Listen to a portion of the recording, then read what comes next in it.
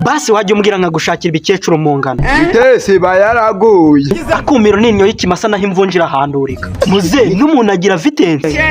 Cyane. Muze ndemeye abantu bakuru mu bamufite byinshi muturusha. Vitesi ni iki muze? Ibere. Mbone chance muze kuko uburaya ndabona ari bwo bukuze mu mutwe gusa.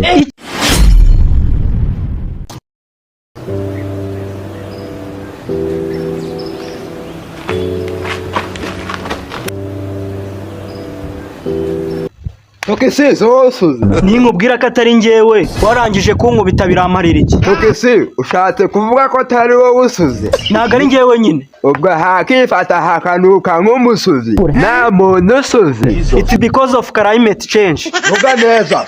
Umenye ko izishyura ikunkubita. Umenye ko nzazi kwishyura mu gihe uzaba warashaje utakiva mu nda. N'ubu ndashaje ushatse wanyishyura. Igisaza kikigura indaya kikabasha guhangana nayo paka irangije njye nahangana nacyo. Gakirigite nk'uko ukirigita ubukobwa buto bw'ubwangavu butarageza imyaka y'ubukure. Ariko muze munsi bagufashe. Nakurira mageragere. Yewe ndabona uzahasazira kuko ndabona ibikorwa uri gukora ariyo biri gukwerekeza. Ikintu cy'igisaza kirirwa mu bukobwa bw'imyaka 17 koko.